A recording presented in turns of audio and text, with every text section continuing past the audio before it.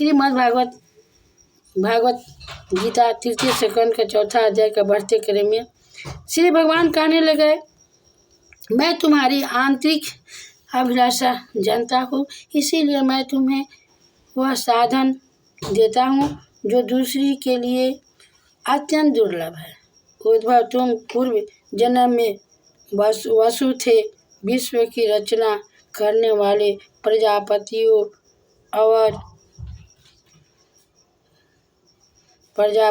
और वासुओं के यज्ञ में मुझे पाने की इच्छा से ही तुमने मेरी आराधना की थी।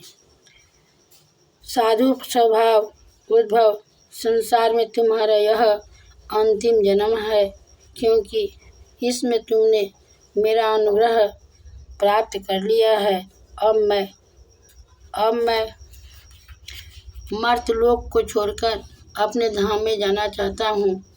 इस समय वहाँ एकांत में तुमने अपनी अनन्य भक्ति के कारण ही मेरा दर्शन पाया है। वह बड़े सौभाग्य की बात है।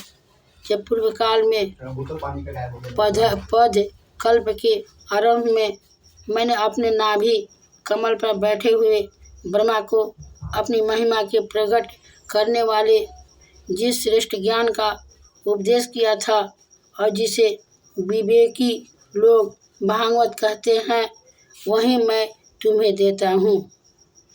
विदुर जी, मुझ पर तो प्रतीक्षण उन परम पुरुष की कृपा वर्षा करती थी। इस समय उनके इस प्रकार आदर पूर्वक कहने से स्नेहवश मुझे रोमांच हो आया। मेरी बारी गदगद हो गई और नेत्रों से आंसुओं की धारा बहने लगी। उस समय मैंने हाथ जोड़कर उनसे कहा, स्वामी, आपके चरण कमलों की सेवा करने वाले पुरुषों को इस संसार में अर्थ, धर्म, काम, मोक्ष, इन चारों में से कोई भी पदार्थ दुर्लभ नहीं है। तथापि मुझे उनमें से किसी की इच्छा नहीं है। मैं तो केवल आपके चरण कमलों की सेवा के लिए ही लालायित रहता हूँ।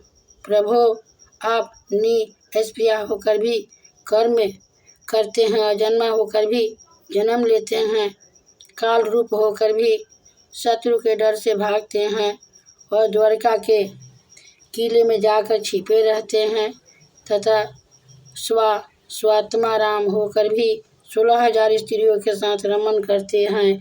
इन विचित्र चरित्रों को देखकर विद्वानों की बुद्धि भी चक्कर में पड़ जाती है।